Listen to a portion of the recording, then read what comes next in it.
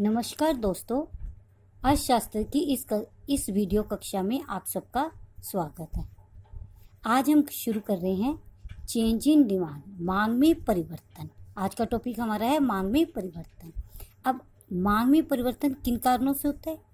एक तो कीमत की वजह से और दूसरा अन्य तत्वों के कारण होता है। तो इन दोनों कारणों को हम कैसे पढ़ेंगे? सबसे पहले आता है मांग का विस्तार व संकुचन, जिसको इंग्लिश में बोलेंगे extension and contraction of demand. क्या मतलब है? मांग का विस्तार और संकुचन कब होता है, किस कारण से होता है? कीमत में परिवर्तन से। कहते हैं अगर कीमत में परिवर्तन से मांग बढ़ेगी या कम होगी? कहते हैं कीमत की में कमी होने से मांग क्या होगी? बढ़ती है। तो इसे क्या कहते हैं? मांग का विस्तार। और कीमत के अधिक होने से मांग क्या हो जाएगी? कम हो जाएगी।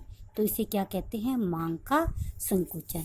और ये अन्य बातें हमारी क्या रहेंगी? स्थिर रहेंगी।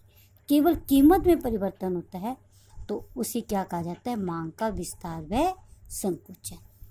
अब देखो कैसे है कि जब कीमत 5 है तो मांग हमारी कितनी है? 1 है। और कीमत 1 है तो मांग कितनी है? 5। जब इसे हम रेखा चित्र पे बनाएंगे, पहले 5 थी तो 1 थी, 1 से होगी 5। तो कीमत क्या है? मात्रा क्या है? बढ़ी है। कीमत के कम होने से मांग बढ़ी है। तो ये मांग वक्र नीचे की ओर आ रहा है। तो ये क्या है? मांग का विस्तार। जब डीडी रेखा ऊपर से नीचे की ओर आएगी तो इसे बोलेंगे मांग का विस्तार। और जब ये ऊपर की ओर जाएगी, उलट जाएगी, तो ये क्या हो जाएगा? मांग का संकुचन। कीमत 1 थी तो 5, कीमत बढ़ गई तो आप भी चीज़ ले क्या करोगे? कम कर दोगे। तो इसे कहेंगे मांग का संकुचन। ये ऊपर की ओर जाएगा। नेक्स्ट हमारे पास है increase and decrease of demand, मांग में कमी व वृद्धि। देखने में शब्दों में कोई ज़्यादा फर्क नहीं है। फर्क किस चीज़ का है? मांग में हमने पहले पढ़ा था, कौन सा पढ़ा था हमने?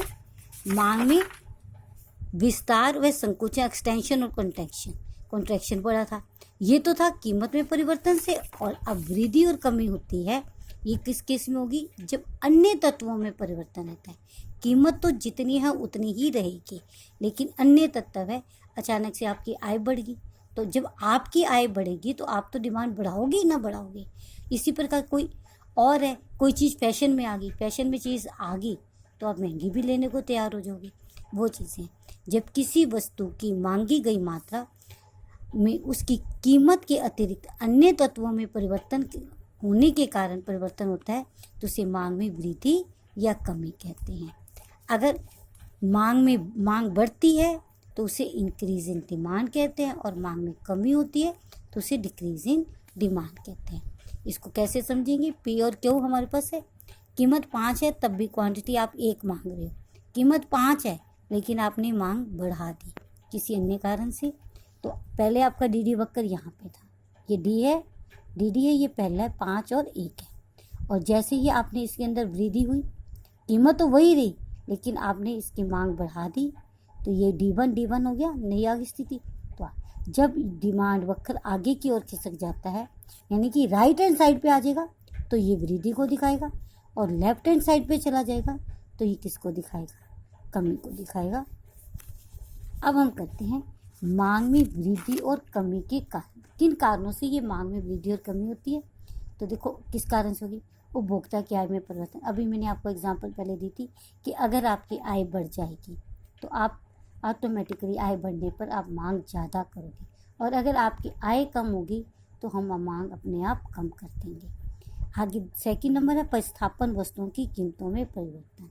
प्रतिस्थापन वस्तु कौन सी वस्तु होती है? जिनका एक के स्थान पर दूसरे का प्रयोग किया जाता है। अब एक चीज़ सस्ती हो रही है तो आप सस्ती चीज़ का यूज़ करोगे, महंगी का तो नहीं करोगे। तो दूसरे की मांग ऑटोमेटिकली क्या हो जाएगी? कम हो जाती है।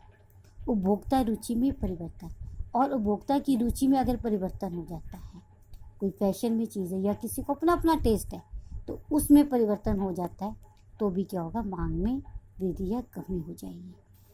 भविष्य में कीमत परिवर्तन की संभावना है। अगर आपको पता है कि आने वाले समय में किसी वस्तु की कीमत कम होने वाली है तो आज जो रेट पे मिल रही है आप उस पर नहीं लोगे, आप कहोगे कि मैं आने वाले समय में खरीदूंगा।